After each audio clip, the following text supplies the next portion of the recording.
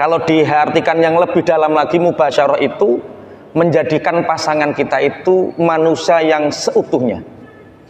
Jadi berhubungan badan itu tidak sekedar melampiaskan, tapi berhubungan badan itu menjadikan pasangan kita ini menjadi manusia yang seutuhnya. Karena ternyata di dalam pasangan rumah tangga itu setelah berhubungan badan tidak menjadi manusia yang seutuhnya, tambah muring-muring karepe dhewe. Bengi berhubungan isuk muring-muring, itu tanda dia tidak dimanusiakan. Tidak dimanusiakan itu artinya tidak dipuaskan. Tidak dimanusiakan itu artinya dia direndahkan. Karena rumah tangga tidak lepas dari yang namanya mubasyarah ini. Duitnya cukup, apa-apanya cukup, jabatannya tinggi, status sosialnya tinggi, tapi gak iso. Nek turu jejer terus. Kira-kira bahagia apa mboten, Bu? Saya pernah ketemu sama janda. Kok cerai ada apa, Mbak? Gak cerai piye to, Mas? Pirang-pirang tahun rumah tangga, aku ngempet mosok turu kok kaya koncone. Aku ya bingung turu kaya koncone iku maksudnya piye? Oh, ternyata jejer terus tapi gak laupo-laupo. Atau dalam hal mubasyarahnya dia tidak merasa dimanusiakan, tidak merasa dipuaskan. Makanya kita bahas.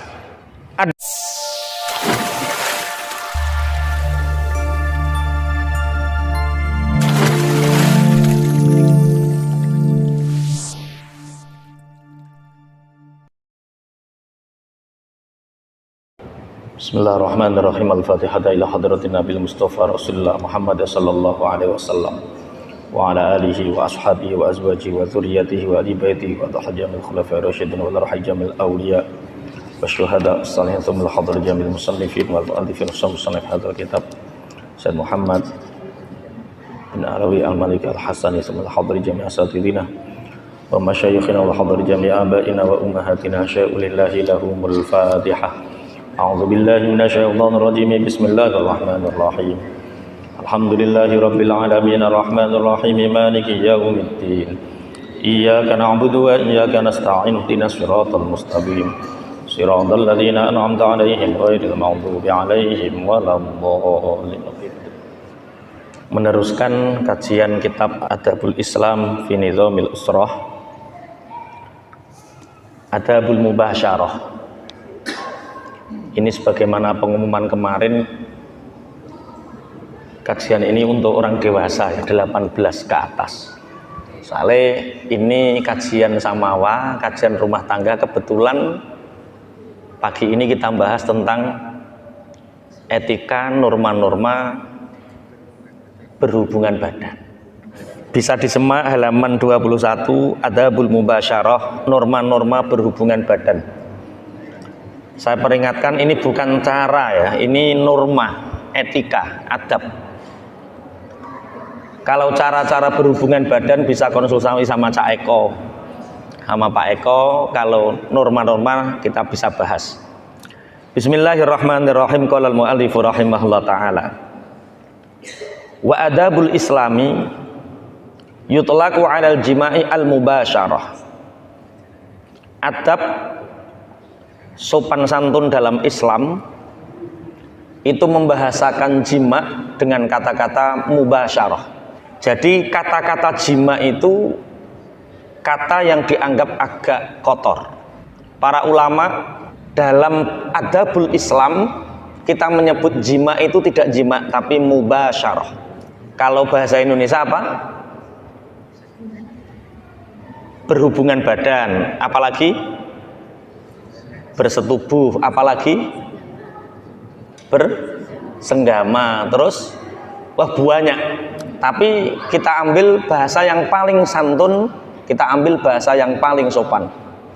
Berhubungan badan itu saya kira paling sopan ya. Jima itu dalam bahasa Islam disebut mubasyarah. Mubasyarah itu dari kata-kata basyar. Basyar itu artinya banyak. Bisa diartikan manusia, bisa diartikan kulit. Mubasyarah itu bersentuhan kulit. Kalau diartikan yang lebih dalam lagi, mubasyarah itu menjadikan pasangan kita itu manusia yang seutuhnya. Jadi berhubungan badan itu tidak sekedar melampiaskan, tapi berhubungan badan itu menjadikan pasangan kita ini menjadi manusia yang seutuhnya. Karena ternyata di dalam pasangan rumah tangga itu setelah berhubungan badan tidak menjadi manusia yang seutuhnya, tambah muring-muring karepe dhewe. Bengi berhubungan isuk muring-muring, itu tanda dia tidak dimanusiakan. Tidak dimanusiakan itu artinya tidak dipuaskan. Tidak dimanusiakan itu artinya dia direndahkan.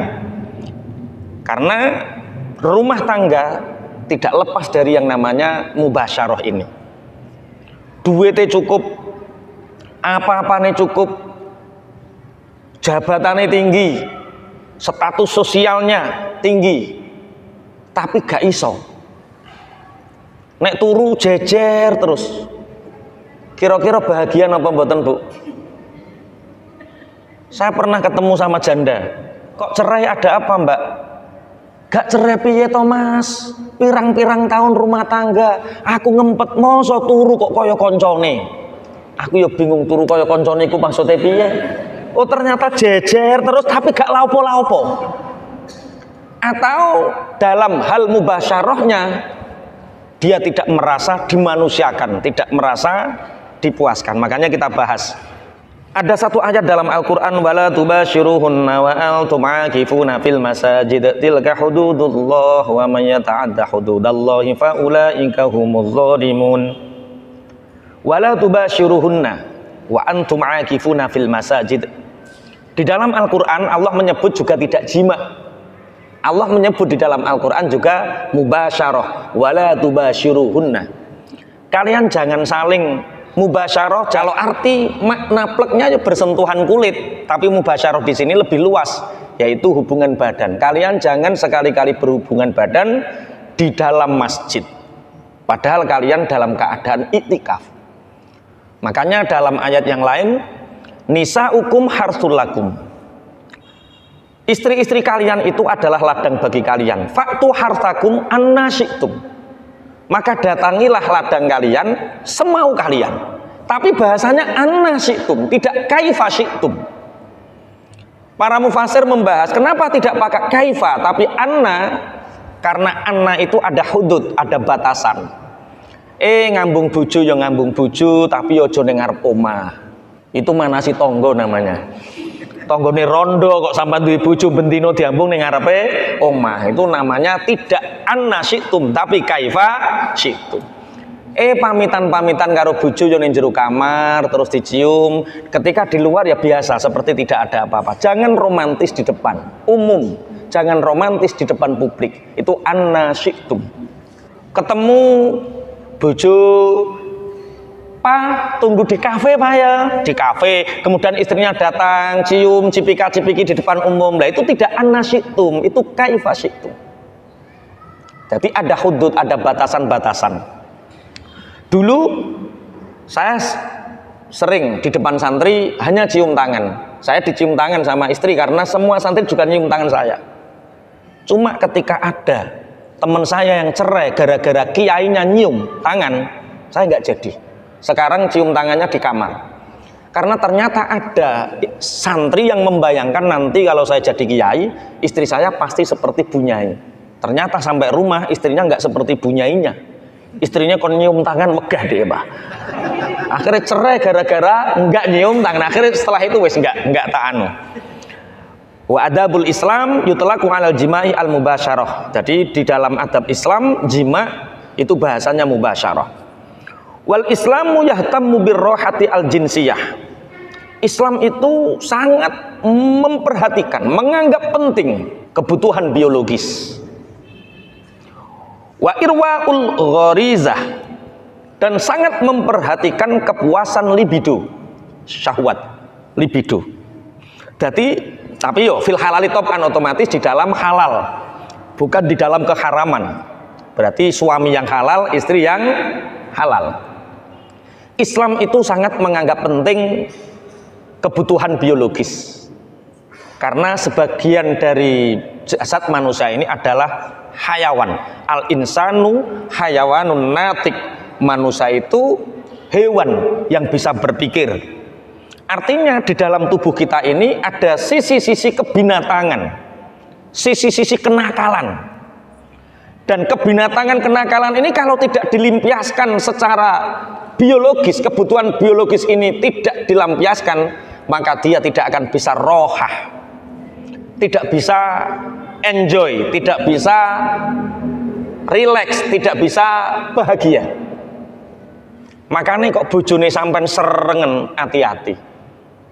Sing serengen iku biasanya sing lanang apa sing wedok? Kebanyakan sing gampang serengen wong lanang apa wedok? Nek wong lanang otot kaku, pikiran kenceng, banter, kebutuhan biologisnya rampung, selesai, gak iso muring-muring. Tapi kalau perempuan kebutuhan biologisnya tidak tersalurkan, maka dijamin semalam suntuk dia marah. Kalau semalam itu tidak terlampiaskan, seminggu dia marah. Kalau seminggu tidak terlampiaskan, 1 bulan dia marah. Kalau 1 bulan tidak terlampiaskan, bisa 1 tahun marah. Akhirnya marah nggak ngerti sebabnya. Ini ngopo toh dek? Aku kurang piye nih toh dek? Ora kok kurang piye nih mas? Lah kurang piye? Ya mbok pokoknya lah. Itu berarti kurang. Yo kurang mubasyarah maksudnya. Iya. Kurang mubasyarah. Ya kudu jujur. Nek saiki wis ngerti bahasa Arab kan enak. Siji mas kekurangane apa? Kurang mubasyarah.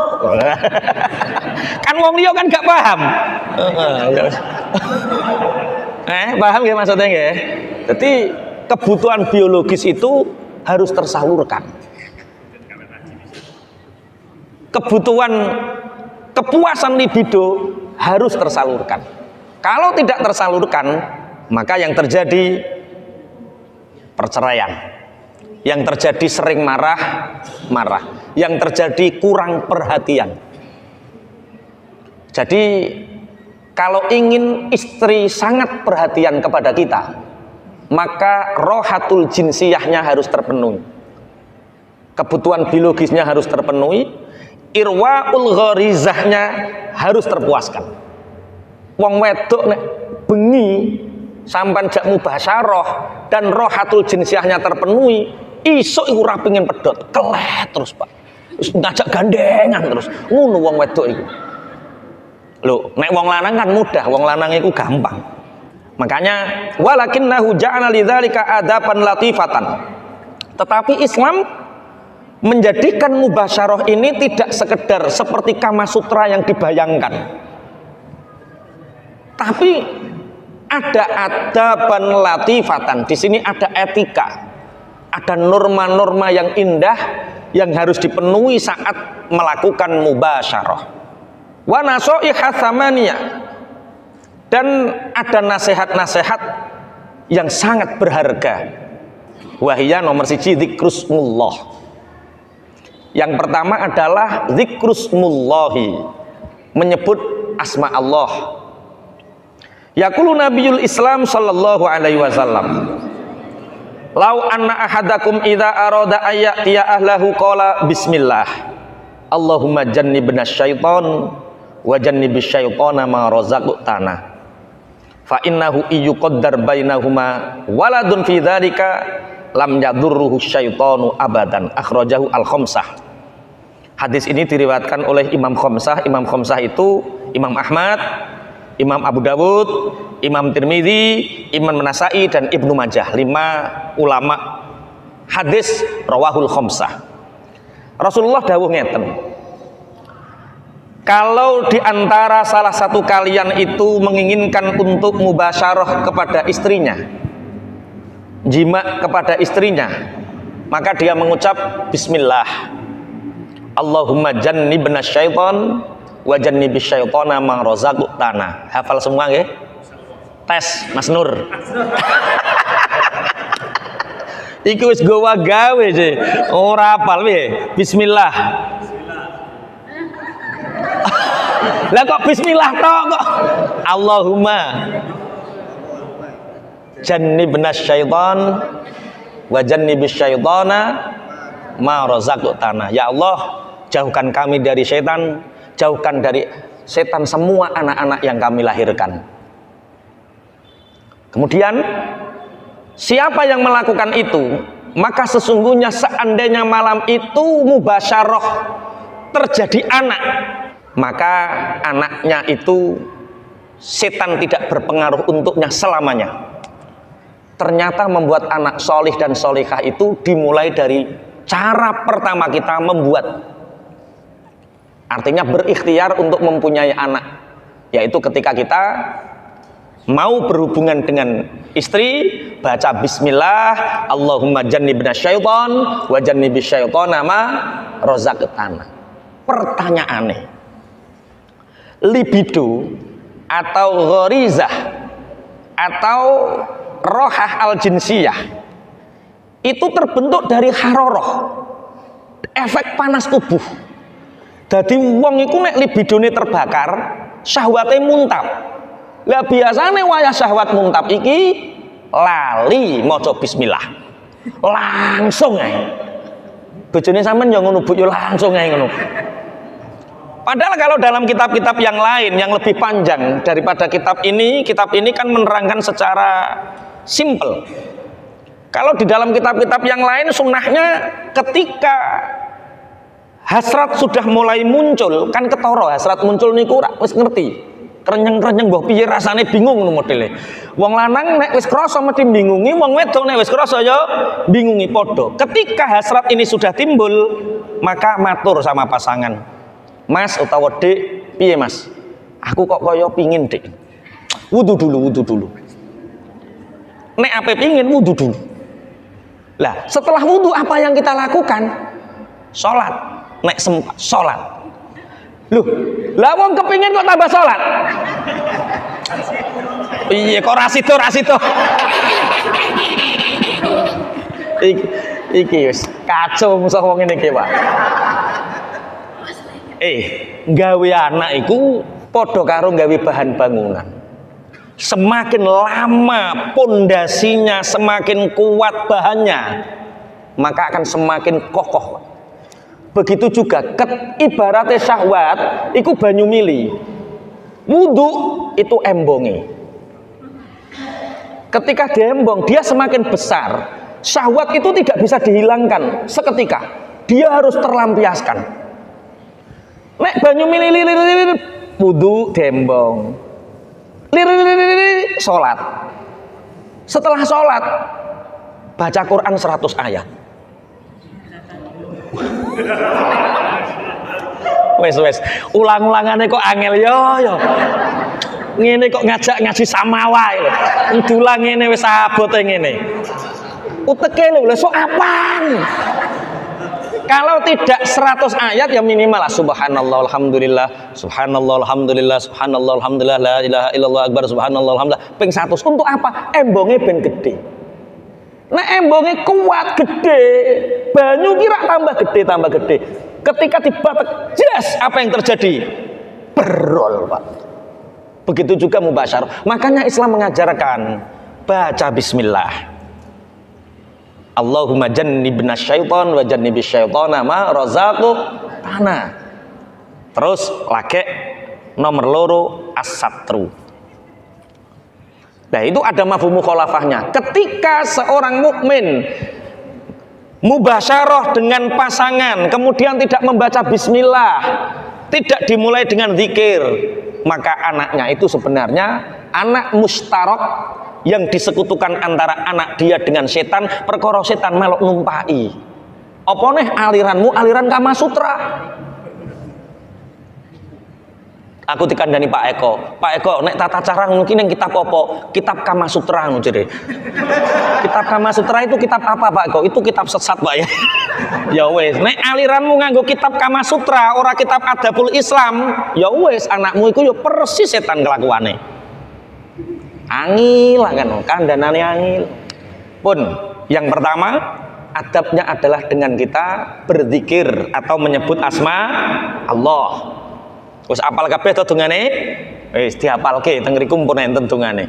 Sing nomor 2 as-satru, membuat penghalang. Kemarin ada yang sempat bertanya, kapan sih waktu yang paling ideal untuk mubasyarah? Seminggu sekali? 2 hari sekali? 3 hari sekali? Atau setiap hari?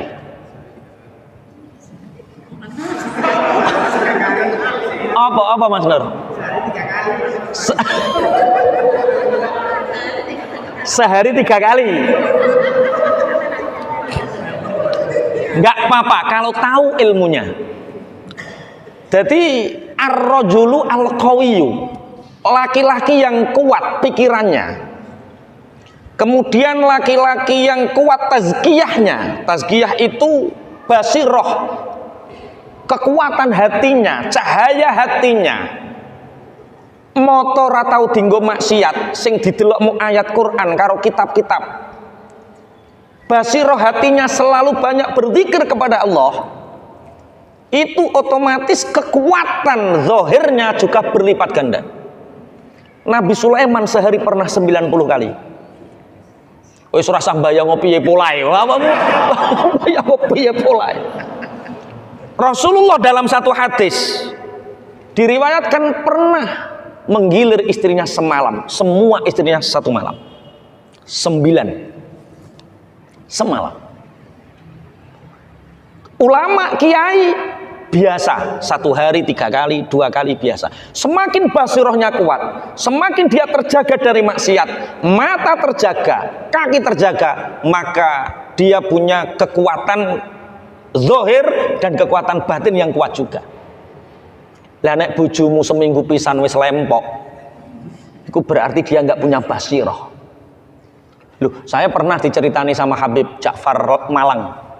Saya punya saya punya kakek di Tuban. Usianya 82 tahun. Menikah lagi dan masih punya 3 anak dari pernikahannya. Kok luar biasa. Lah awakmu iso to orang ngono lho.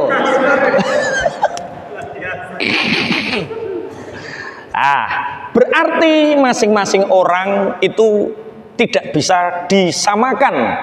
Masing-masing orang ya sesuai kebutuhannya. Ono sing bendino, ono sing 2 dino pisan, ono sing 3 dino pisan, ono sing seminggu pisan. Tapi jangan melebihi 3 hari sekali lah. Minimal rohatul jinsiyah ini harus terlampiaskan, minimal hitungan paling lambat itu minimal 3 hari sekali, minimal. Bismillahirrahmanirrahim. Nek kurang saka 3 hari sekali, yo olahraga, futsal, bal-balan, mana numpak jaran sak piturute. Bismillahirrahmanirrahim. Pun yang kedua as-satru, yang kedua adalah membuat tutup. Ba'dul azwaji la yahillu lahu al-jima' illa wa mra'atuhu ariyatul jasad. Sebagian suami itu menuntut ketika berhubungan badan merasa tidak enak, tidak nyaman, tidak puas kalau istrinya tidak telanjang. Pokoknya nek bojoku gak telanjang, aku gak marem. Ada suami yang seperti itu. Wa huwa ya'taqidu anna dzalika jaizun lahu. Suami ini meyakini bahwa telanjangnya istri itu diperbolehkan. Iki dibahas ora iki? Sunnahnya boleh telanjang tapi berlindung di bawah selimut berdua. Itu sunnahnya. Engko tuku selimut sing gede.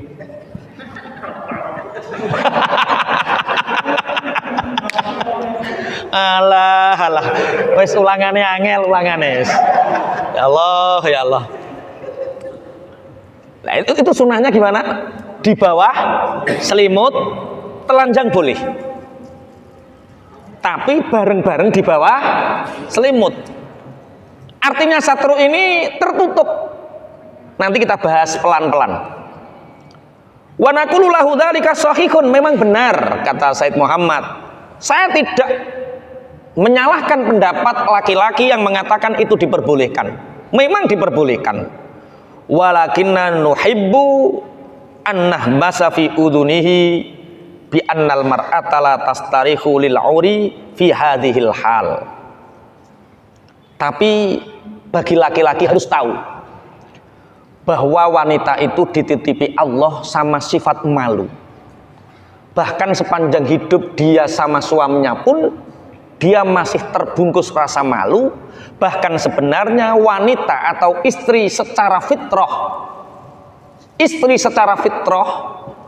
telanjang bulat dan dilihat suaminya pun masih ada rasa segan dan malu. Maka kalau kamu menghormati istrimu, maka jangan buat istrimu menjadi malu. Karena malu ini yang menghambat dia untuk mencapai puncaknya.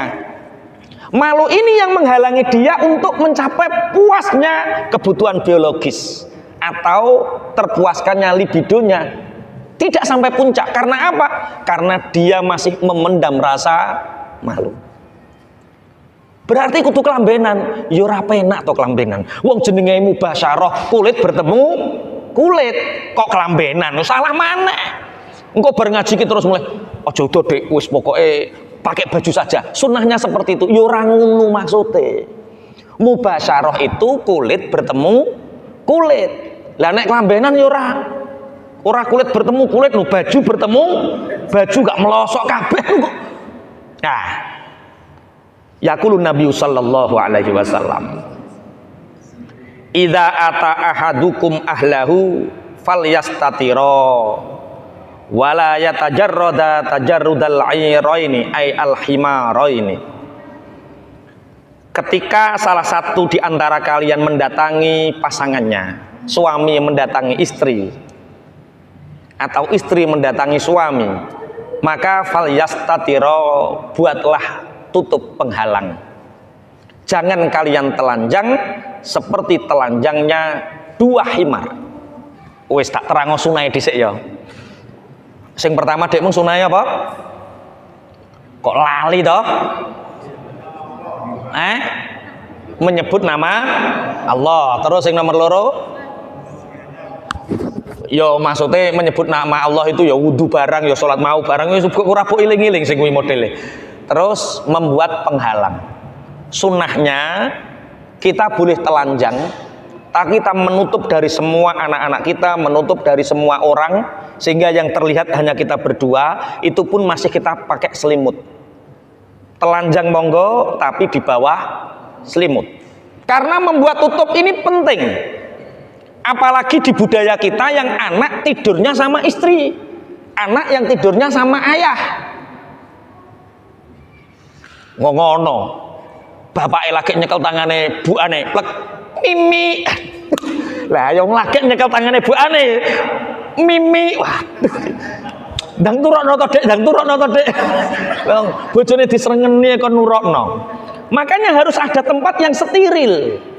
Tutup itu biar anak kita yo nggak bangun. Yo mesti bangun toh anakmu. Wong ana gempa bumi kok gak bangun piye iki? Ibu ada gempa ndi Dik? Waduh. Makanya kamar itu yang untuk seperti ini harus steril. Sampean kalau ingin telanjang boleh lampu mati, kamar steril, sehingga siapapun tidak bisa melihat. Kamar untuk ini kamar. Nek buat rumah harus ada kamar khusus sendiri. Jadi suami istri bisa membuat kode. Saya punya kamar sendiri khusus untuk ini. Jadi dulu sebelum punya kamar repot bojoku. Nek ngerwayah lampu merah yo nganggo pita merah. Waduh kira kena tinggu ya. Wis tok ngono ngerwayah kuning, oh persiapan. Ki kok nek harus lampu hijau berarti ya ki wis oke ki. Oke. Tapi kalau ada kamar ini enak. Siapapun yang masuk kamar itu duluan, itu berarti dia yang ingin. Berarti kalau saya di kamar itu, berarti saya ingin. Pasti ada WA kelunding. Nanti anakmu cek turu. Oh yo, nunggu turu dhisik. Oke. Nunggu. Lah nunggu itu bisa membuat benteng-benteng tadi, bisa berwudu, bisa sholat, bisa deres. Hasrat tetap mengalir tapi bentengnya kuat. Udah di anak cerdas. Sampeyan yo gawe kamar dhewe ngono. Mboten ya. Iku satu dijamin gak maksimal. Apa maksimal piye? Mikir ning pinggire. Mikir anak, mikir apa, mikir sudah. So bangun kamar iki diresiki sing kanggo gudang Dek iki khusus Dek. Nah, itu dilakukan oleh para ulama. Jadi biasa agar tempat itu steril dari anak, steril dari siapapun, tempat itu kita bebas. Kalau perlu kedap suara. Kok mau menengi baru ngono ta ora to, Mas? Lah ngene kok cah cilik-cilik kon ngrungokno lho piye jajal. Wong-wong tuwa tok bingung ngene nek nerangno. Kalau perlu kedap suara. Ini tujuannya tutup seperti itu agar laki-laki nyaman, suami nyaman, istri juga nyaman. Ini tanya jawab dulu atau dilanjutkan? Lanjut, cek penasaran deh. Wa tarwi as-sayyidah Aisyah radhiyallahu anha an Rasulillah sallallahu alaihi wasallam ma ra'aha minni wala ra'aituha minhu ay al-aurah rawahu al-Bukhari. Sayyidah Aisyah menyadur dari sabda Rasulullah sallallahu alaihi wasallam. Sayyidah Aisyah mengatakan bahwa ma ra'aha minni wala ra'aituha minhu. Sayyidah Aisyah istrinya Rasulullah ini mengatakan beliau Rasulullah tidak melihat apapun dariku. Wala ra'aituha minhu, dan aku tidak melihat sesuatu pun dari Rasulullah. Artinya aku tidak melihat kemaluan, tidak melihat auratnya. Rasulullah tidak melihat kemaluan Sayyidah Aisyah, Sayyidah Aisyah tidak melihat kemaluan atau auratnya Rasulullah.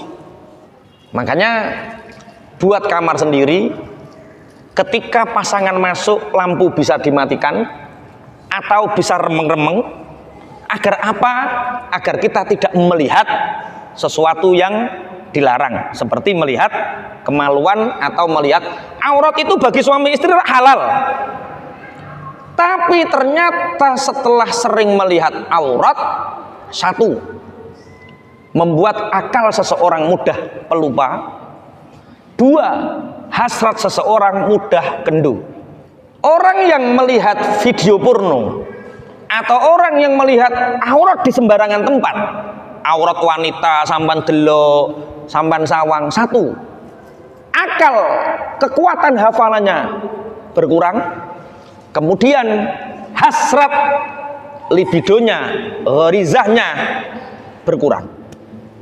Semakin kita menahan, semakin kita menjaga, maka itu akan semakin menjadi qawiyah, menjadi kuat. Hasratnya kuat, otomatis dari kekuatan itu akan mendapatkan nikmat dari kebutuhan biologis itu. Makanya banyak orang, Pak Kiai, suami saya itu, suami istri sowan, pangapunten minta doa, ada nggak doa, kira-kira doa untuk menjadi laki-laki yang jantan yang kuat. Lah enten opo? Kita punya masalah itu. Mosok kok laki nyenggol wis anu. Lah terus saya tanya, wong lanang kok lagi nyenggol wis anu? Piye yo nek nerang yo. Itu matanya tidak terjaga. Dia sering melihat sesuatu yang diharamkan oleh Allah, mulai dari melihat aurat ajnabiyah, melihat aurat istri, atau melihat sesuatu yang dilarang, baik itu film atau apapun. Itu ngendokno syahwat, ngendokno pikiran, ngapalno apa-apa yo lalenan. Kok tes Bu yo bojone kon ngapalno apa? Nek ngerkok angel ra kaprah, oh berarti sering melihat aurat di luaran sana. Iku kemungkinan siji, nomor loro yo pancen uteke rada dedel dadi. Iku sing ndi gak ngerti. Pun kula lajengaken. Yang pertama membaca zikir, yang kedua membuat tutup. Yang ketiga, al-i'tina'u bi muqaddimatil jima'i. Memperhatikan, menyiapkan muqaddimahnya jima. pendahuluan. Nek Pak Eko biasanya nek muni ora pendahuluan, pemanasan. Cak Heri beri nek muni pemanasan ya. Dengan apa? Wa tamhidu lil istidadin nafsi, dan menyiapkan kondisi kejiwaan untuk siap saat melakukan. Ketika istri dek kok pingin dek, alah keselen aku berdodolan pecel katok, wis. Maka kalau bisa seorang suami kalau ingin ojo kondo pingin, jangan ngobrol, tapi ojo ngobrol sesuatu yang membebaninya. Dek rene to tak kandani, opo? Sampean gak pingin yang Turki to, Dek? Yo pingin Mas, eneng duwite ta? Yo urung Dek, ngayal dhisik. Yo, lah itu namanya tamhid lil istidadi an-nafsi. Menyiapkan kejiwaan pasangan untuk siap melakukannya. Jangan sampai salah satu pasangan ini melakukan karena terpaksa. Apalagi seorang istri. Ngene iki yo mau nglakoni kewajiban tok. Lho wis muni akeh-akeh terpaksa to. Astagfirullah, ora oleh Bu ngono ki Bu, akeh-akeh terpaksa enggak boleh. Seorang suami harus tamhid lil istidadin nafsi, menyiapkan kejiwaan pasangan untuk siap melakukan. Bimuqaddimatil jima, harus ada awalan-awalan, muqaddimah, pendahuluan. Lah pendahuluannya dengan apa? Niki.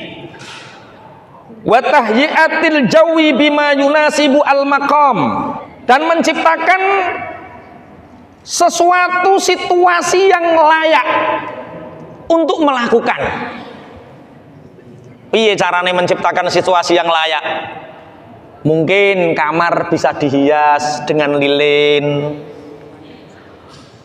mungkin dengan surprise hadiah, dikai kotak, lu habis dari kota Dek tak kei hadiah, opo mas, bareng dibuka gedok goreng.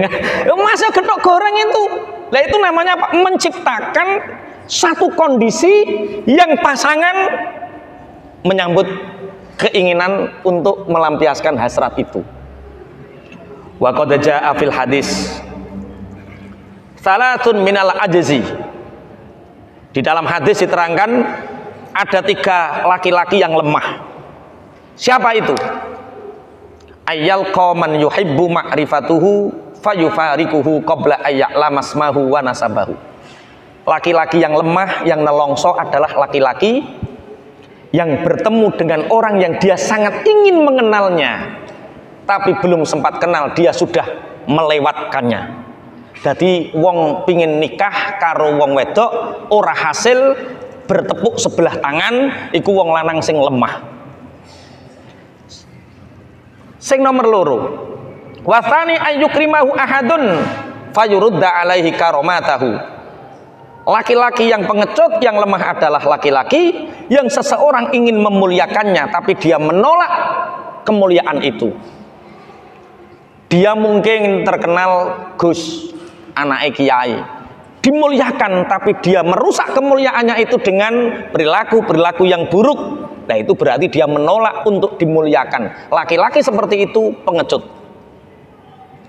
Dia seorang yang tinggi jabatannya, banyak orang ingin menghormati, tapi dia merusak kehormatannya dengan sesuatu yang sangat buruk, sehingga kehormatannya tertolak. Yang kedua, yang ketiga yang kita bahas, wa tsalitsu ayyuqariba ar-rajulu jariyatahu aw zawjatahu fayusibaha qabla ayyuhadditsaha wa yu'anisaha wa yudaji'aha fayaqdi hajatahu minha qabla an taqdiya hajataha minhu. Rawahu ad-Dailami fil Firdaus.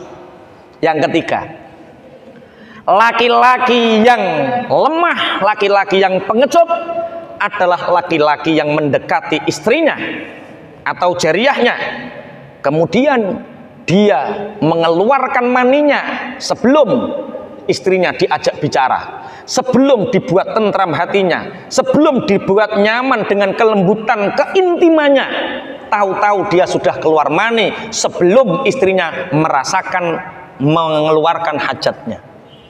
Laki-laki seperti itu laki-laki pengecut. Jadi laki-laki yang jantan adalah laki-laki yang dia tidak mengeluarkan maninya sebelum istrinya dahulu. Kok tiarap menenggapi iki piye ta?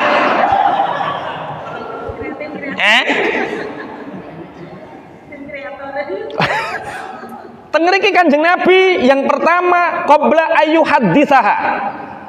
Yang pertama yang dilakukan laki-laki atau suami adalah satu, mengajak bicara. Jadi nek kepingin masuk ke kamar apa jenenge? Kamar cinta. Nek wis kamar khusus ki sampean mlebu, bojone mlebu aja kok langsung mbok tubyuk. Dik, ana cerita. Dadi setiap hari sampean kudu nyediakno cerita pokoke. Kok dongeng-dongeng. Mbah ngayal-ngayal apa kun? Saiki Turki, sesuk Qatar, sok enes Yordan, sok enes wis terus pokoknya cerita. Cerita apapun, yang penting satu, jangan cerita hutang. Jangan cerita pekerjaan. Karena seorang wanita yang berhasrat sekalipun kemudian mbok ceritane utang, hasrate ilang. Wong wis apik-apik kok, Dik. Piye Dik utangnya gak lunas-lunas? Loh, saya lama loh pegang Debt Free Center itu. Kelas bebas utang itu saya lama. Dan rata-rata masalah yang pertama datang bagi orang yang terlilit utang, masalahnya adalah hubungan ranjang mereka. Jadi sing lanang nguasi sing wedok cempeh, sing wedok nguasi sing lanang cempeh. Nek nguasi wong liya padha. Karena memang beban pikiran, beban jiwa iku nyebabno hasrat itu mati, Pak. Mulane wis nek karo bojo aja ngrembug utang. Nek ngrembug utang ning warung karo Pak Eko. Dia kan guru ngopi toh. Guru ngopi. Kalau ingin kenal Pak Eko, ketik guru ngopi di YouTube, muncul dia. 1900 subscriber. Masya Allah, guru ngopi. Pun kalau lajengaken. Yang pertama diajak bicara. Wayu anisaha. Yang kedua diajak bercanda, guyon, diayemke. Mbok apa-apa no kuno sing penting dhek iso guyu. Anu Pak Yai, kula niku tipikal orang yang tidak bisa bercerita. Oke, nggak apa-apa. Saya juga tipikal laki-laki yang tidak pandai mengajak guyon. Guyon niku ora kudu nganggo cangkem. Guyon niku ora kudu nganggo lisan. Mbok itik-itik mbok piye kan ya guyon to kok. Sing penting ada rasa nyaman. Satu, diajak bicara, dua, diajak bercanda. Kemudian wayudhaji'aha. Membentuk satu hal yang sifatnya suami istri ingin ke arah yang lebih intim. Wis, aku gak iso nerangno iki. Wis pokoke ngono. Jadi tahapannya pertama diajak bicara, yang kedua diajak bercanda, yang ketiga menjurus ke sesuatu yang sifatnya lebih intim. Ojo mbok nggo status Pak Eko, mbok nggo status pemanasan mubasyarah. Anggap mbok nggo status ki piye? Ojo dianggo status. Wa fi hadisin akhar qala sallallahu alaihi wasallam la yaqanna ahadun alam raatihi kama taqau al bahimah wal yakun bainahuma rasulun qila wa mar rasul qala al qublah wal kalam rawahu ad-dailami. Dalam hadis yang lain Rasulullah Shallallahu Alaihi Wasallam bersabda, kalian jangan sekali-kali mendatangi istrinya seperti binatang. Apa yang dimaksud binatang? Mendatangi selesai. Ibaratnya sapi dipajang selesai. Ibaratnya wedhus dipajang selesai. Tidak boleh seperti itu. Rasulullah bersabda, wal yakun bainahuma rasulun, di antara mereka berdua harus ada perantara.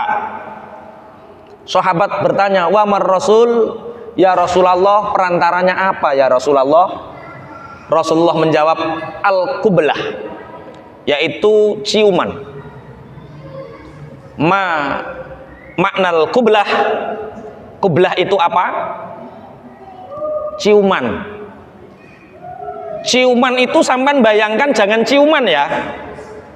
Ciuman qublah itu iltiqaul safan, bertemunya dua bibir antara suami dengan istri, itu namanya qublah. Neng pipi ini dudu qublah. Sing diarani qublah itu bertemunya dua bibir. Wis mbah wis prakteke piye ra roh aku. Wal kalamu, dan diantaranya adalah pendahuluan dengan rayuan. Rawahu ad-Dailami. Dari tiga pembahasan ini mungkin ada yang ingin ditanyakan, monggo, kalau nggak enak ngomong catat biar nanti Mas Fauzi bisa mengambil pertanyaannya. Disunahkan menggunakan tutup atau selimut. Bagaimana jika di bawah kelambu tempat tidur tapi tidak menggunakan selimut? Kan sama seperti tak ceritakan tadi. Yang penting steril dan istri nyaman. Artinya bisa lampu gelap, di bawah selambu nggak apa-apa, atau di bawah kamar nggak apa-apa. Yang penting istri merasa auratnya tidak dilihat, sehingga dia bisa nyaman. Tujuannya nyaman dan tidak terlihat. Mboten napa-napa. Engko klambine dikai warna-warni kelambu ngono ya. Nggih, mboten napa-napa, ini sudah dibahas tadi kan ya. Enggak apa-apa. Oh iya, awakmu piye Wan Kiwan? Tak 18 plus kok wisan. Harus belajar, 18 plus ya. Yang pertama tadi adabnya apa? Membaca bismillah, membaca doa dan lain sebagainya. Yang kedua menggunakan tutup. Yang ketiga adalah dengan pemanasan atau muqaddimatil jima, dengan ngajak bicara, bercanda, bergurau, mencium, dan ke hal-hal yang sifatnya lebih intim. Jangan sampai kita menumpangi istri seperti binatang pejantan menumpangi betina. Harus ada rasul, harus ada perantara, yaitu perantaranya dengan ciuman, dengan obrolan yang enak, yang nyaman, sehingga hasrat menjadi besar. Yang keempat, wa minal adabi al-matlubah alla yatahaddatsa ilan nasi bima yajri bainahu wa baina zaujih hala qada'il watar fa innahu mimma la yambaghi wa la yaliqu. Termasuk adab yang harus dilakukan adalah tidak boleh menceritakan kepada orang lain apa yang terjadi di antara dia dengan pasangannya, dengan istrinya saat melakukan hubungan biologis, karena itu tidak pantas dan tidak layak.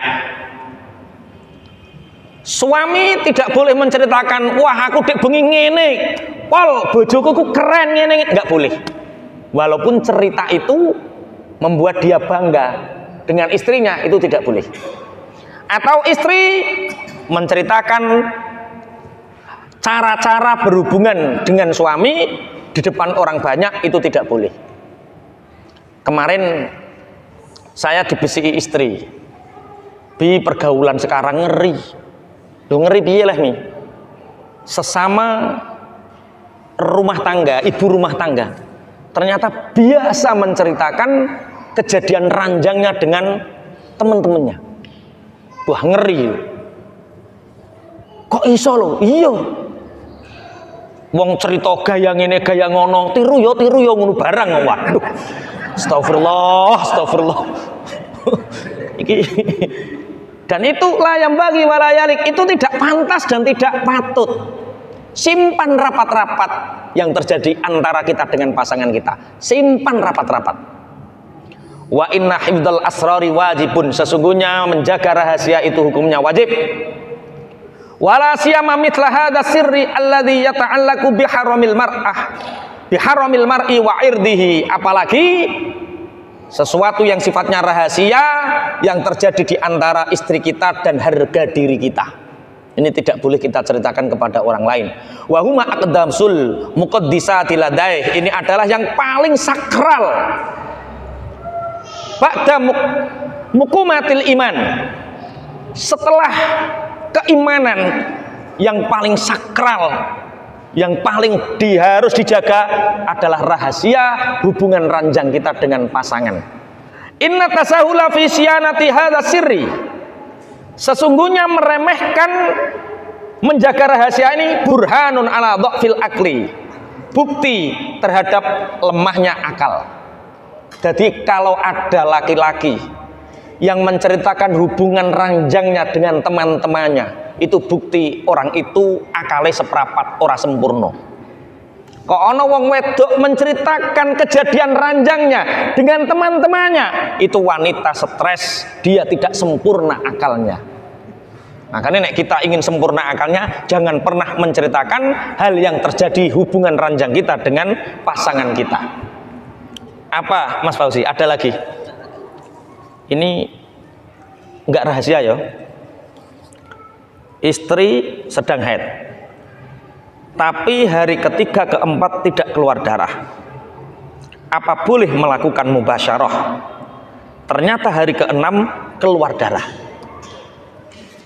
Ini terjadi perbedaan pendapat antara Imam Syafi'i dengan mazhab yang lain. Cara mengukurnya Imam Syafi'i, sedikit-sedikitnya haid adalah 1 hari 1 malam. Kemudian paling banyaknya adalah 15 hari. Yang ghalib, yang biasa terjadi itu 6 hari atau 7 hari. Bila hari ketiga dan keempat tahu-tahu sudah tidak ada darah, betul-betul bersih, menurut selain Syafi'i, kita mandi. Sampean bisa baca di kitab Al-Hajj karangan Said Muhammad juga.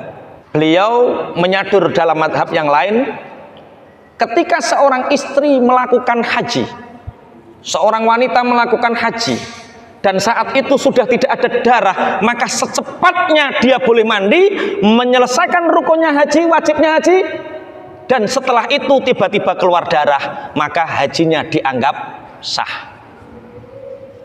Kalau dinukil dari ini, kalau memang sudah betul-betul bersih, boleh mandi, sholat, kemudian tahu-tahu suami kok ngajak, kemudian hari ke-6, berarti 3 hari tidak ada darah, hari ke-6 kok keluar darah lagi, anggap itu masih haid karena belum sampai 15 hari harinya haid. Makanya coro ulama-ulama ngeten Bu, umpomo sampean roh resike iku maghrib, maka sampean nanti bersucine waktu isya, kemudian isya sholat, maghribnya diqadha, karena kemungkinan maghrib sudah bersih. Tapi sebenarnya orang laki-laki itu butuhnya saat haid kan juga butuh kadang-kadang. Eneng sing wayah bojone haid mbok griseni ae. Sopan to nek adus sopan. Lah wong ngono kok ngenteni adus kok Pak. Lampu merah itu yang dilarang lurus, belok kiri kan boleh jalan terus.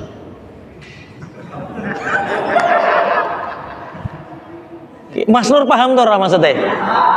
Lampu merah itu yang dilarang jalan lurus kok jalan.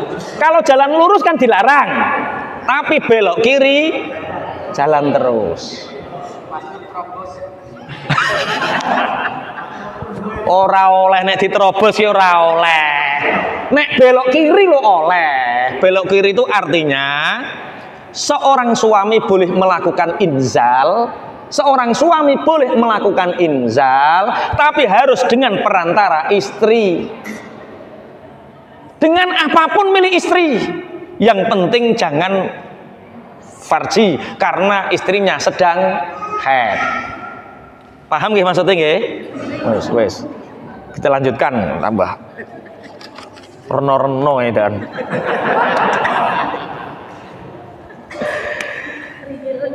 Bismillahirrahmanirrahim. Inna tasahula fi siyanati hadza sirri burhanun ala dhafil akli. Meremehkan untuk menceritakan urusan ranjangnya kepada temannya itu bukti terhadap lemahnya akal. Wa khubsud dhamiri, dan rusaknya hati. Wa radhalatil khuluqi, dan rendahnya budi pekerti. Wa ta'ammudil adza lil mar'ati, dan menyengaja menyakiti istrinya. Wal hatti min karamatiha, dan menurunkan kemuliaannya. Wa karamati ahliha, dan kemuliaan keluarganya. Seorang suami yang menceritakan urusan ranjangnya dengan istrinya kepada temannya, satu, dia lemah akalnya. Dua, hatinya busuk. Tiga, rendahnya akhlak budi pekertinya. Keempat, itu menyengaja menyakiti istrinya. Seandainya istrinya tahu pasti malu. Tidak hanya menyakiti istri, dia juga menciderai kemuliaan istrinya, menciderai kemuliaan keluarganya. Ini memang tidak hanya urusan ranjang. Kita kalau siap nikah, berarti kita siap memuliakan pasangan kita. Kita meremehkan pasangan kita, sebenarnya kita meremehkan kita sendiri dan meremehkan keluarga besar mereka. Kita menghinakan pasangan kita, berarti kita menghina kita sendiri dan menghina keluarga pasangan kita. Kemudian wa aqallu ma fihi annahu nuqsun bi ahdi zaujiyah. Ukuran minimal ketika seseorang menceritakan urusan ranjangnya kepada orang lain, ukuran minimal yaitu dia menghinakan janji mulia suami istri. Kita sudah diikat, angkahtuka wa zawwajtuka mahtubataka. Niku kita sudah diikat dengan janji yang mulia, dengan janji yang mitsaqon ghalidho. Janji yang kita terlambat mengucapkannya saja tidak dianggap sah. Halan melengak dhisik. Qabil itu enggak sah. Karena perjanjian akad nikah itu mitsaqon ghalidhon, perjanjian yang sangat kuat. Bahkan ada jeda saat mengiyakan tidak dianggap sah. Karena saking pentingnya perjanjian. Lah perjanjian itu akan rusak, terhinakan, tercederai bila salah satu pasangan menceritakan urusan ranjang kepada orang lain. Misalnya sampean wayah bengi kok gak puas, petuk koncone, mbah bojoku kaya debok kula, utuh kaya debok, adem anyep, ngono kok diceritake. Sing guyu-guyu pengalaman ketok iku. Ada lagi Mas Fauzi?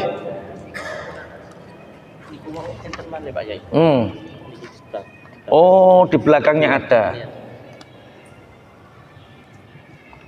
Apakah hukum mubasyarah dengan istri, tapi istri belum mandi besar setelah haid, dosa besar? Kalau istri haid, itu dosa besar. Di dalam ayat Al-Quran, yas'alunaka 'anil mahid, qul huwa adhan fa'tazilun nisaa fil mahid wa la taqrabuhunna hatta yadhhurn fa idza tatahharna fa'tuhunna min haitsu amarakumullah innallaha yuhibbut tawwabina wa yuhibbul mutatahhirin. Mereka bertanya 'anil mahid, tentang wanita yang haid. Qul huwa adha. Katakan Muhammad bahwa mahid, orang yang sedang haid itu adalah kotor. Fa'tazilun nisaa fil mahid, maka jauhilah wanita-wanita yang sedang haid. Mandi dulu Bu, ojo kesusu. Lah yo adabe wis diterango kaya ngene ya. Adab yang pertama adalah menyebut asma Allah. Yang kedua berdoa menggunakan tutup. Berarti mubasyarah itu tidak sekedar pelampiasan nafsu, tapi ada etika, ada norma. Nek haid yo adus dhisik, kok nek adus wis bar suci, Pak, rene Pak, ayo to Pak, tak kandhani apik Pak. Apa Bu? Aku wis bar adus, seneng mati bojo. Napa malih? Sampeyan nggih ngoten nggih, nek bojone baratus ngoten niku, Pak, rene tak besiki Pak, apa? Aku wis baratus. Oke. Kapan? Jika istri habis melahirkan atau nifas, kan dalam waktu yang lumayan lama, bagaimana istri bisa melayani suami? Tadi sudah dibahas ya. Yang tidak boleh itu jalan lurus. Kalau lampu merah, belok kiri jalan terus. Corone ojo takok aku. Pak Eko lebih pengalaman. Bagaimana membuat suami inzal? Nifas itu sebenarnya tidak lama. Sayyidah Fatimah Zahra itu tidak punya nifas. Sayyidah Aminah tidak nifas. Karena apa? Sekali mengeluarkan tidak ada darah yang mengiringinya.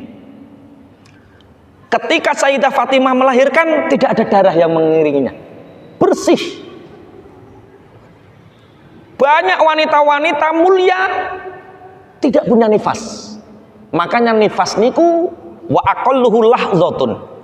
Sedikit-sedikitnya nifas itu hanya satu tetes kemudian hilang. Seperti Sayyidah Fatimah, wanita-wanita mulia lainnya. Sampai hari ini pun ada wanita-wanita yang nifas hanya 1 hari 1 malam.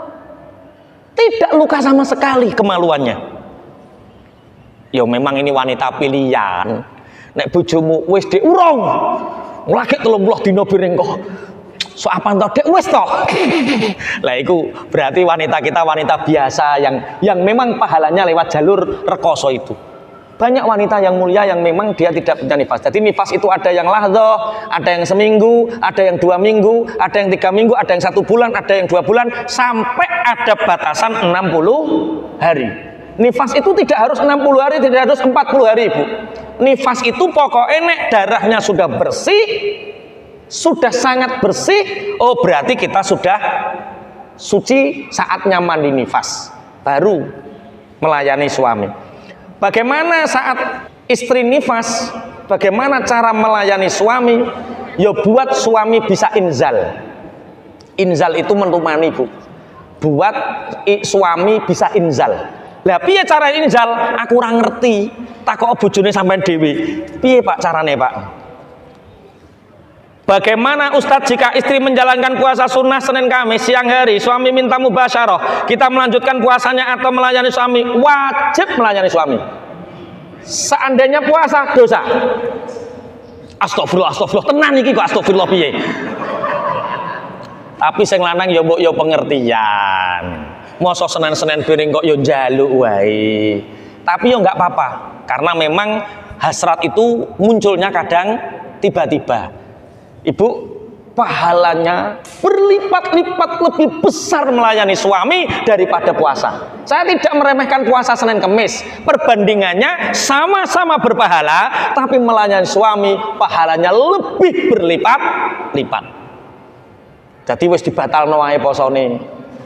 Misalnya sampean wae poso, Dik piye, aku poso to Mas. Lah piye, wis ra apa-apa Mas. Ayo ngono kudune.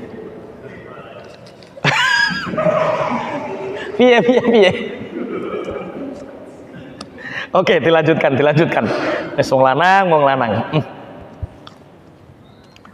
Wa huwa amtanul uhudi wa aghladul mawathiq. Tali ikatan pernikahan itu adalah sebesar-besarnya perjanjian, wa aghladul matalik, dan gede-gedene tali ikatan. Innahu khiyanatun yatarattabu 'alaiha ayahilla asyiqaq fi mahallil wifaq. Sesungguhnya menceritakan hubungan ranjang dengan orang lain itu pengkhianatan perjanjian pernikahan, yang nanti dengan pengkhianatan itu akan mendatangkan keburukan-keburukan yang menjadikan kerukunan menjadi pudar. Wan nufratu makanal ufah, dan benci menempati tempatnya kasih sayang. Wal wahsyatu maudhi'al unsi, dan keresahan menempati keintiman. Jadi wong lanang kok wedok senengane menceritakan hubungan ranjangnya kepada orang lain, dia mencederai pernikahannya, sing asale apik dadi elek, sing asale rukun dadi bubrah, sing asale ayem dadi resah. Bapak Ibu, ini tidak hanya menceritakan, membaca, melihat, mendengarkan sesuatu yang bersifat seperti ini, itu bisa menyebabkan keresahan, menyebabkan kurang harmonis, menyebabkan berkurangnya kasih sayang. Seseorang yang melihat video-video porno, membaca hal yang seperti itu, atau mendengarkan sandiwara yang menjurus ke arah situ, maka orang itu akan diambil kasih sayangnya menjadi resah, kenyamanannya menjadi resah, kasih sayangnya menjadi benci, kemudian kebaikannya menjadi buruk.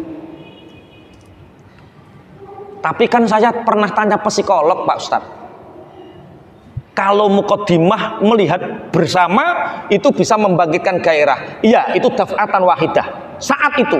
Tapi setelah itu Allah akan mencabut.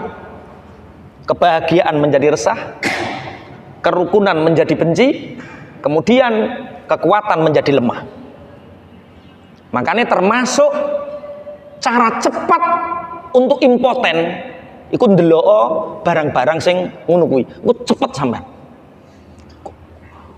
Ora perintah ki, ancaman maksudnya. Kok tambah perintah, ancaman kok perintah. Iku padha karo delok, tapi pun dilanjutaken. Sampun, Mas. Ini mumpun nggih. Walamma lahu min 'azimid darar jaa asyar'u bi tahrimihi wa dhammun man yaf'aluhu. Karena mengandung doror yang sangat besar, maka syariat datang untuk mengharamkannya, menghinakan bagi orang yang melakukannya. Melakukan apa?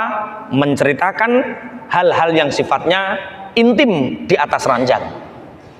Akhraja Muslimun wa Abu Dawud wa ghairuhuma min hadithi Abi Sa'id Al-Khudri radhiyallahu anhu anna sayyidana Rasulullah sallallahu alaihi wasallam qala inna min syarrin nasi indallahi manzilatan yaumal qiyamah ar-rajulu yufdi ila imraatihi wa tufdi ilaihi summa yanshuru ahaduma sirra sahibihi.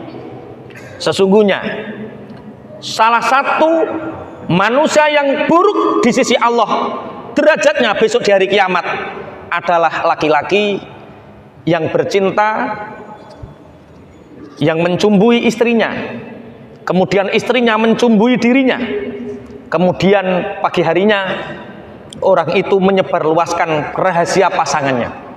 Aku dibengi karo bojoku modele ngene, terus ngene, terus ngene, terus ngene. Lah seperti itu besok di hari kiamat Allah merendahkan derajatnya orang itu.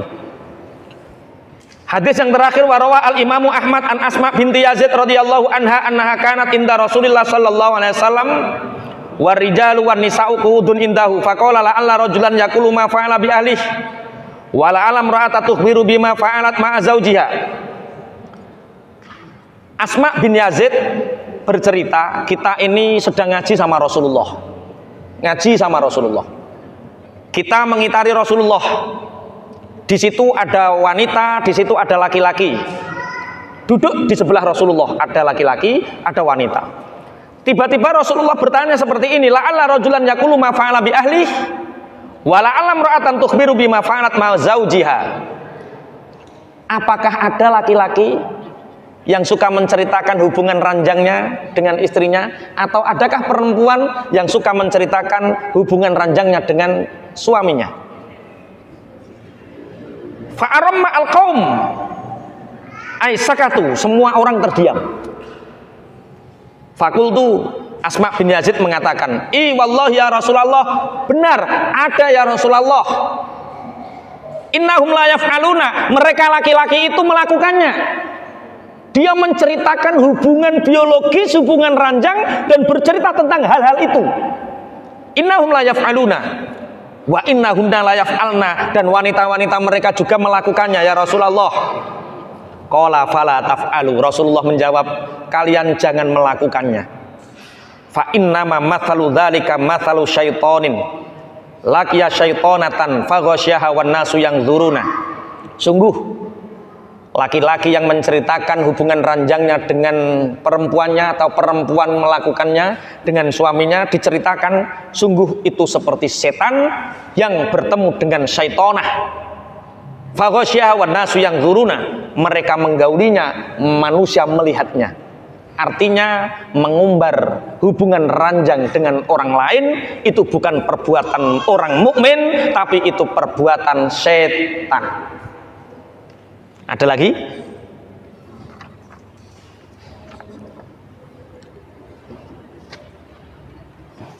Nih banyak ini. Ketika mubasyarah, apakah ada cara atau gaya yang dianjurkan dalam syariat? Wis tak kandhani ning mukadimah tentang gaya aja takok aku. Takok Pak Eko. Ini bahasnya adab, norma-norma berhubungan badan. Tapi di dalam kitab Qurratul Uyun ada tentang yang paling membuat piye nek muni yo. Marai gaya loh. Nek adab wis diterangno rampung gaya. Adakah mubasyarah? Sebenarnya nisaukum hartul lakum fa'tu hartakum annasyitum itu sudah memberi kebebasan kepada kita. Bah piye-piye lah iku urusanmu, tentang gaya itu urusanmu. Sing penting sing lanang nyaman, sing wedok nyaman. Dalam masa wong barang kreativitas kok takono kiai lho piye. Makanya di awal tadi kita sudah bahas kenapa jima dalam Islam disebut mubasyarah. Karena mubasyarah itu dari kata-kata basyar, yang di situ dengan kita berhubungan dengan pasangan kita itu memberikan rasa bahwa dia menjadi manusia seutuhnya.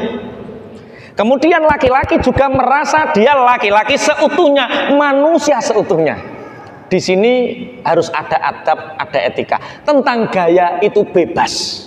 Yang penting laki-laki nyaman, yang perempuan juga nyaman. Itu saja. Tapi kalau di dalam kitab Qurratul Uyun itu yang paling banyak dilakukan. Tapi ini bukan cerita. Ini yang menceritakan adalah mu'alif Qurratul Uyun, diantaranya adalah ketika istri berada di bawah, laki-laki berada di atas, ya wis ngono tok ceritane. Wis iku tok. Iku gaya yang paling banyak satu menjaga adab. Yang paling beradab ya itu. Yang lain bebas, itu kreativitas Anda sendiri-sendiri, bukan kreativitas kiai. Kok nyeritakno ngono piring repot lah. Bebas ya.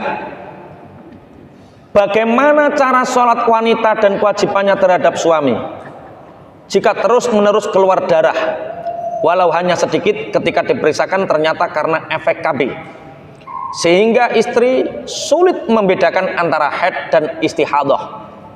Dalam kitab-kitab kontemporer, efek daripada hormon, Imam Syafi'i dalam mazhabnya dan ulama-ulama kita dalam kitab-kitab rujukan kita seperti Fathul Qorib, Fathul Mu'in, Fathul Wahab, I'anatul Thalibin dan lain sebagainya, itu memang batasan-batasan haid itu seperti ini, seperti ini, seperti ini.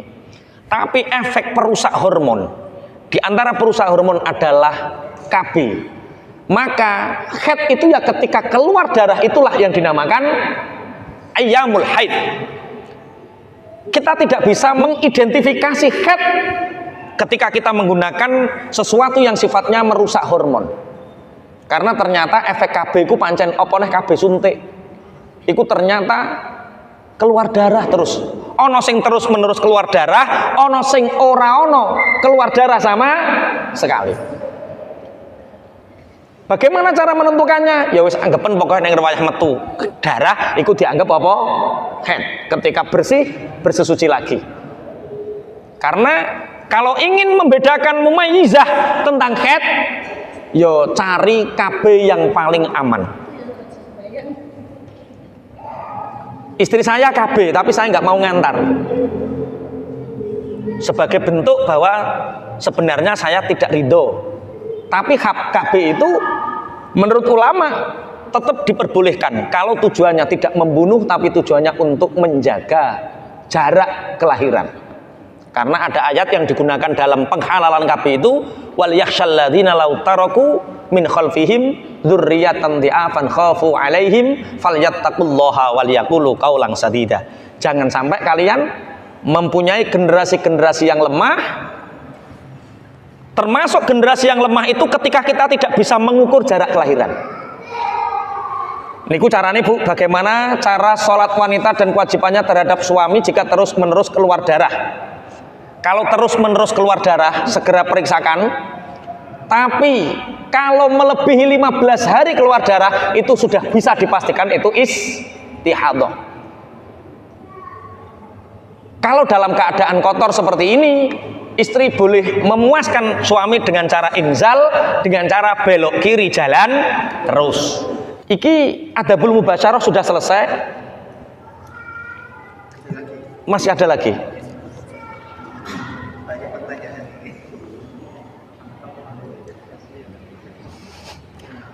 Pak Ustadz, bagaimana jika suaminya ingin berhubungan tapi ditinggal tidur pasangannya?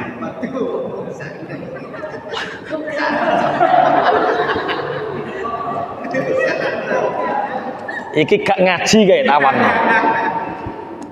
Suami tolong dengarkan.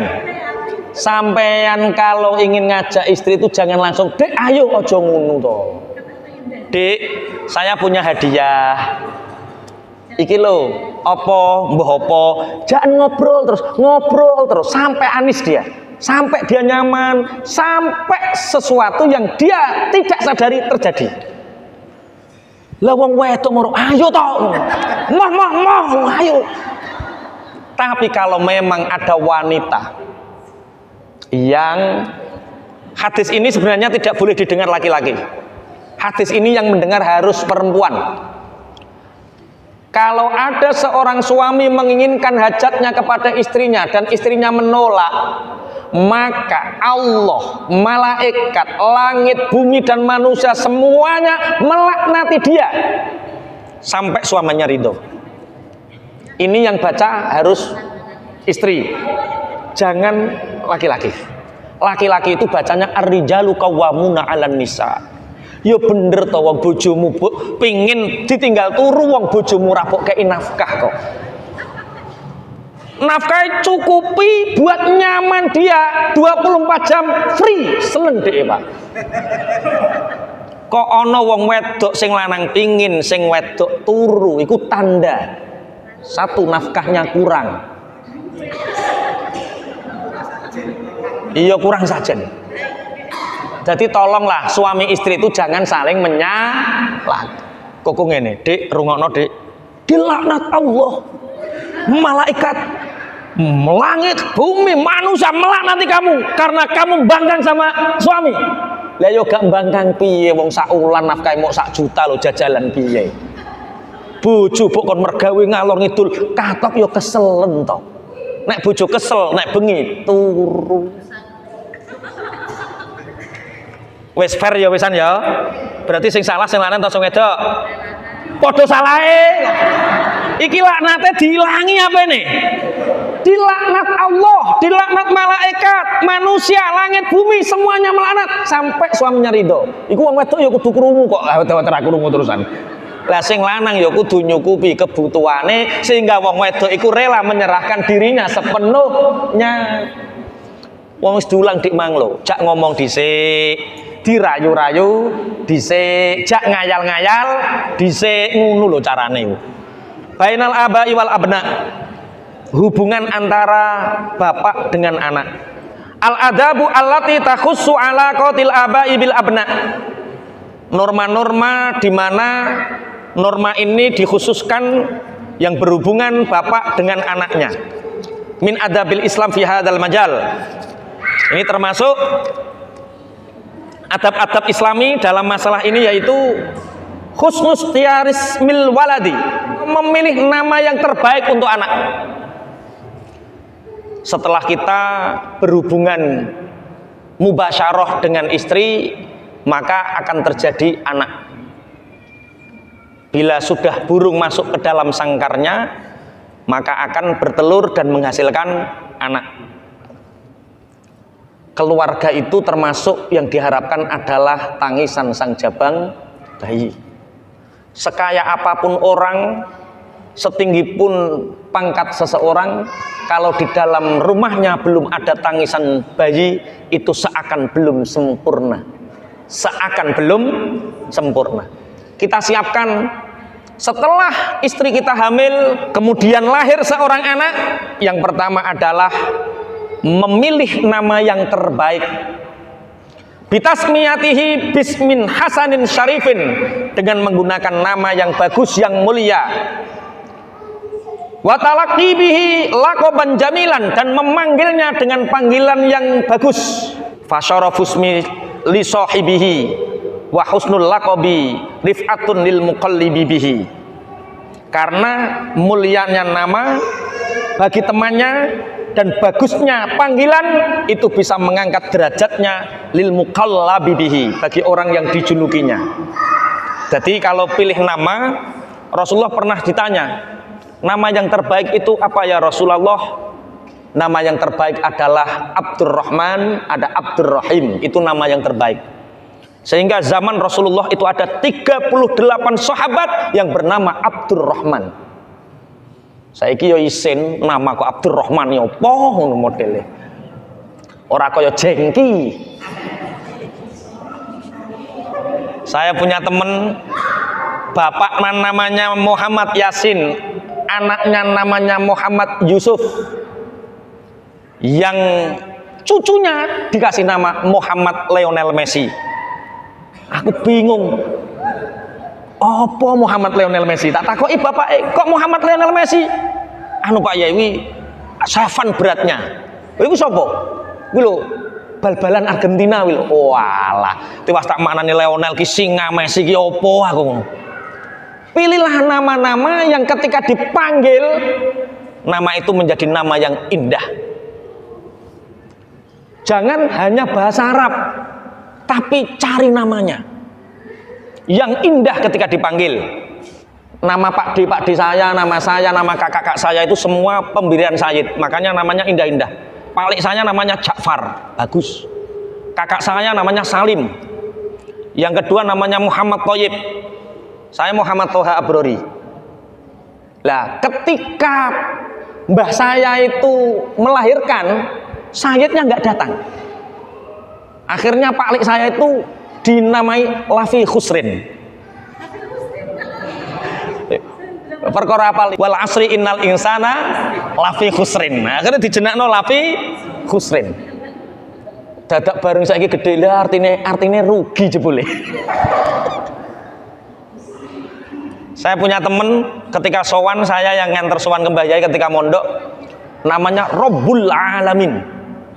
Wah, celane Robbil Alamin, Tuhan penguasa alam.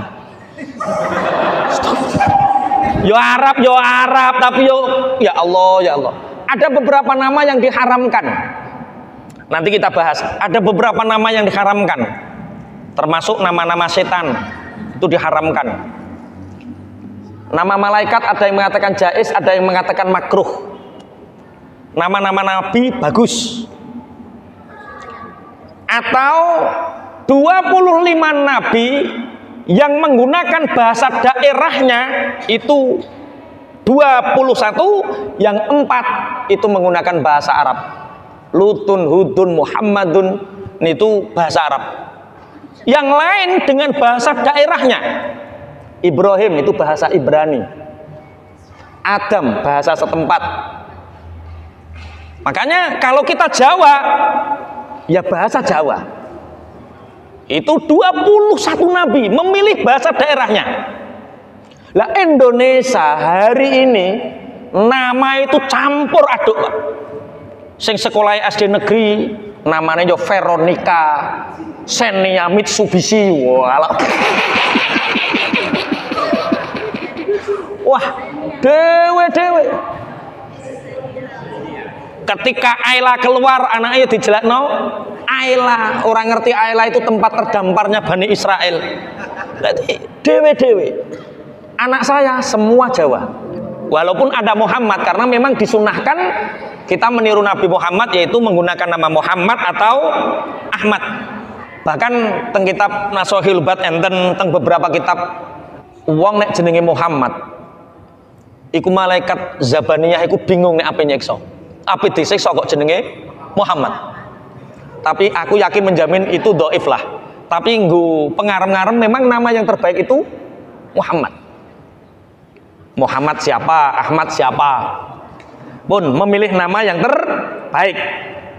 Wa qad kana Rasulullah sallallahu alaihi wasallam yuhibbu al asma'a al hasanah wa yughayyiru al asma'a al qabihah. Rasulullah itu mencintai nama-nama yang indah dan merubah sahabat-sahabat yang namanya buruk. Kan dulu ada Abdus Syamsi, hamba matahari, dirubah Abdurrahman. Saya itu punya teman, ketika sowan Mbah Yai, namanya Pono. Asmane sinten Kang? Pono Mbah Yai. Cung, kok nek ning pondok jenengmu Pono dienggo wadan-wadanan, Cung. Lah pripun Mbah Yai? Ketika daftar nanti, namamu bukan Pono, sinten Mbah Yai? Zainuddin. Lah celuk Zain. Jadi jenenge Zainuddin. Ketika daftar kepala pondok ya Zainuddin, ketika daftar di komplek Zainuddin, semua identitasnya menjadi Zainuddin. Perkara bocahe gulune rada dawa diceluk koyuk deh. Yuk koyuk ngono. Bewareng ada acara di rumahnya di desanya, temen-temennya goleki bingung. Tanya Zainuddin, satu kampung nggak ada yang kenal. Tanya koyuk nggak ada yang kenal. Akhirnya moro ning bale desa takok anak yang mondok di Tanggir. Oh, ning kene gak ono cah mondok, Kang. Ono ngi mung cah siji kae omahe pojokan. Jajal rono delok. Pak Zainuddin. Oh, Zainuddin iku jenenge Mbah Yai. Nek ning desa jenenge Pono. Ah, ya Allah. Memang bagus. Jadi Rasulullah sendiri kalau ada anak sahabat atau sahabat namanya buruk, sama Rasulullah langsung diganti dengan nama yang menjadi lebih baik. Ikhwanuddin bagus. Iki sapa? Fauzi. Bagus.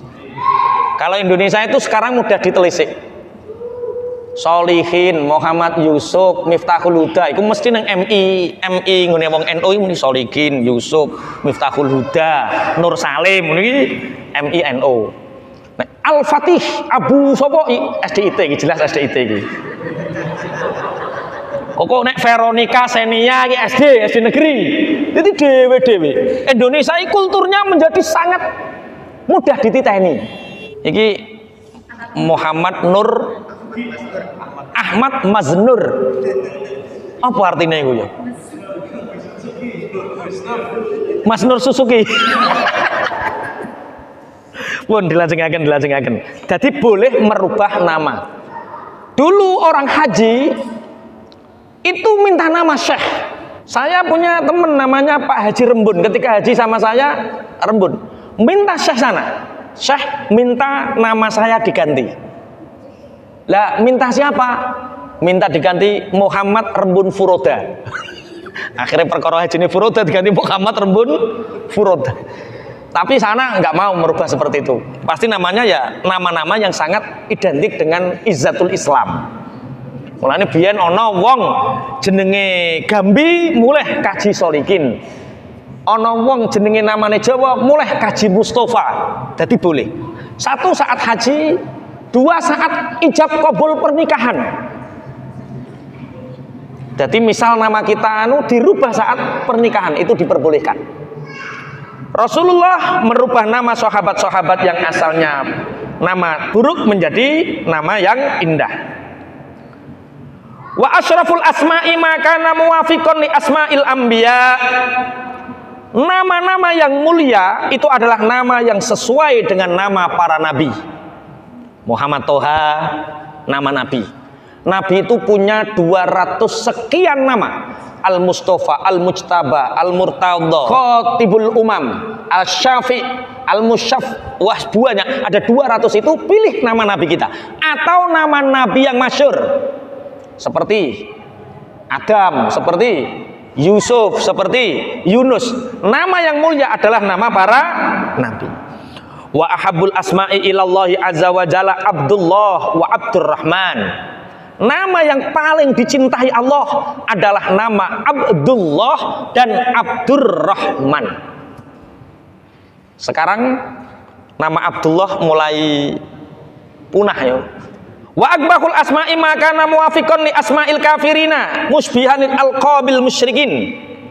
Nama yang terburuk adalah nama yang menyamai nama orang-orang kafir, yang menyerupai lakop-lakopnya orang musyrik, seperti Fernando. Pokoknya jenenge wong kafir. Mas Fauzi anaknya namanya siapa? Christian. Hah? Lah nek kayak Kristianto mbah ya. Christian. Nama-namanya orang kafir pokoknya. Itu nama-nama yang buruk. Apa contohnya? Misalnya Paulus. Siapa namanya? Paulus. Nah itu nama yang buruk. Nama yang indah, yang dicintai Allah Abdullah, Abdurrahman. Nama yang terbaik namanya para nabi. Nama yang paling dibenci namanya, yang lakopnya, panggilannya seperti namanya orang-orang kafir. Wah, banyak loh nama orang-orang kafir. Nama Islami bagus, Maryam itu bagus, Sarah itu bagus. Sarah itu harus kita rebut. Jangan sampai Sarah itu identik dengan nama sana. Harus anak perempuan kita kasih nama Sarah, bagus. Maryam bagus. Qala sallallahu alaihi wasallam min haqqil waladi 'alal walidi ayyuhsina adabahu wa yuhassina ismahu, rawahu al-Baihaqi fi Syu'ab. Rasulullah sallallahu alaihi wasallam bersabda, haknya anak, kewajiban bapak adalah mengajarkan adab yang baik, memberi nama yang indah, rawahu al-Baihaqi. Disiapkan nama yang indah. Kalau ulama biasanya beliau istikharah dan bermimpi bertemu dengan ulama siapa, yaitu dikasih nama. Anak saya yang pertama itu namanya Jangki Dausat. Kenapa Jangki Dausat?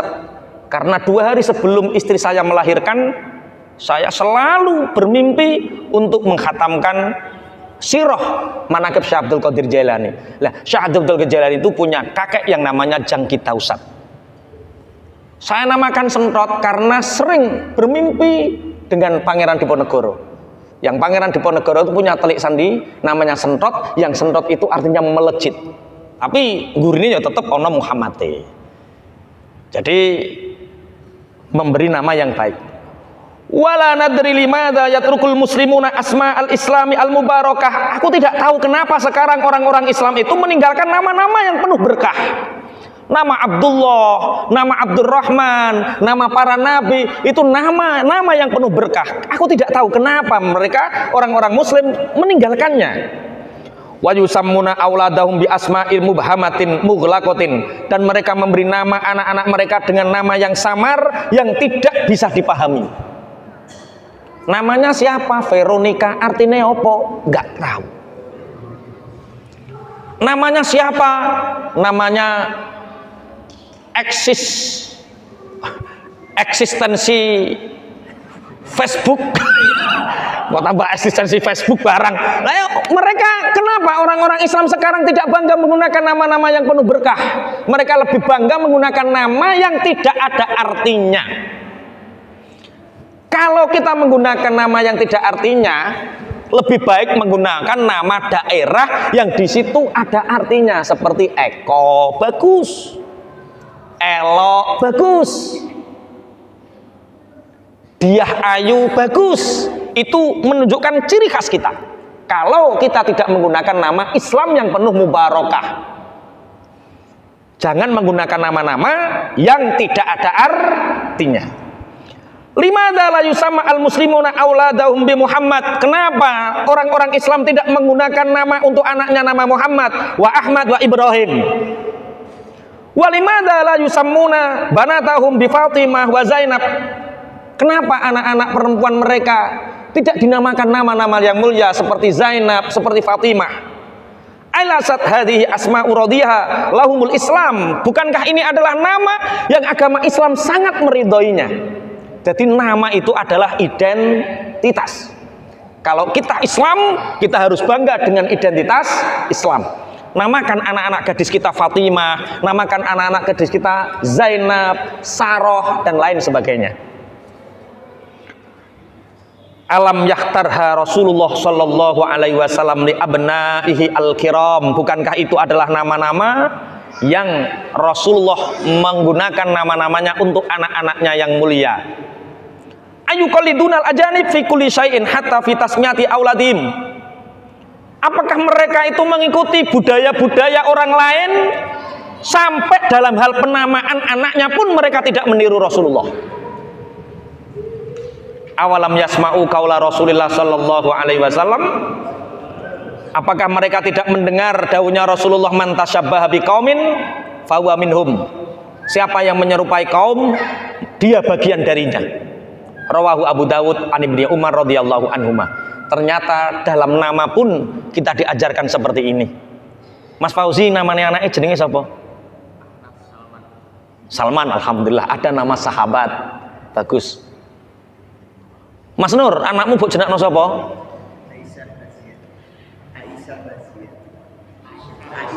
Aisyah. Bagus, itu nama istri Rasulullah. Keren-keren. Iki berarti khatam kita pikir ketok iki. Kita harus bangga dengan nama-nama yang Islam ridho. Jangan sampai kita menggunakan nama-nama yang tidak ada artinya, yang Islam belum tentu ridho. Nama orang-orang barat yang tidak ada artinya. Bismillahirrahmanirrahim. Sampai kadang-kadang ono nama Latin bareng. Ngijah yu angel ra kaprah. Apa contone? Wes aku ya ora ngerti. Ning kene namane Islami kabeh. Allahumma amin. Siapa yang menyerupai kaum, dia bagian darinya. Bahkan nama pun kalau bisa jangan sampai. Anak 14 Februari lahir dinamakan Valentine. Agustin Rini. Valentine Agustin Rini. Walah koyo ya. Lah itu simbol-simbol Valentine, insyaallah itu dihilangkan. Pakai nama-nama yang Islam sangat ridho. Innal khaira kullal khairi fi tilkal asma'il arabiyyah. Sesungguhnya kebaikan dan sungguh sangat baik ketika kita menggunakan nama-nama Arab. Wa syaraf kullal syaraf fi alqabil Islam. Dan kemuliaan yang sangat mulia adalah ketika kita panggilan kita dengan panggilan Islam. Contoh panggilan Islam Asadullah. Contoh seperti Sayyidina Umar Saifullah. Siapa namanya? Saifullah. Saif. Engko pok celuk cecep terusan. Ngapik-apik jeneng Saif diceluk cecep. Waduh ya Allah, ya Allah. Nek jenenge apik, lakopnya juga harus apik. Aja sampai jenenge Saifullah celukane cecep. Lah iku sing repot. Fal nusammi biha auladana wal nuqalliba biha abnaana fa inna fiha izzana fa inna fiha izzana fa inna fiha izzuna wa syarafuna wa hayata ummatina wa ridwana rabbina alaina. Di dalam nama-nama Islam ini ada kemuliaan kita, anak-anak kita, murid-murid kita, semua kasih nama-nama yang sekiranya Islam menjadi mulia. Wahayata ummatina, dan kehidupan umat kita akan terus identitas Islam. Waridwanu rabbina, dan pada akhirnya kita akan mendapat ridho Allah kepada kita. Karena apa? Karena anak-anak kita menjadi simbol identitas kita. Jadi ternyata nama itu menjadi simbol identitas. Ketoro anake nek wong usia 70 mesti lahir tahun 70-an, rata-rata namanya sapa? Sukemi, Lastri, dalam Slamet, Legi, Wage, ono Pak Kliwon. Nah itu nama-nama tahun 70-an. Nah itulah termasuk hubungan antara anak dengan bapak adalah bapak memberi nama yang Baik, nama yang terbaik adalah nama para nabi. Nama yang mulia adalah nama para nabi. Kemudian nama yang dicintai Allah adalah Abdullah dan Abdurrahman. Nama perempuan adalah nama-nama yang dipilih oleh Rasulullah untuk anak-anaknya. Zainab, Fatimah, Sarah, Aisyah, Maryam dan lain sebagainya. Nama yang di situ mencerminkan Islam kita, identitas kita. Jangan menggunakan lakop-lakop yang di situ ada nilai-nilai kekafiran. Wa minal adabi al-islamiyah fi hadhil majal wallahu a'lam. Ishawab.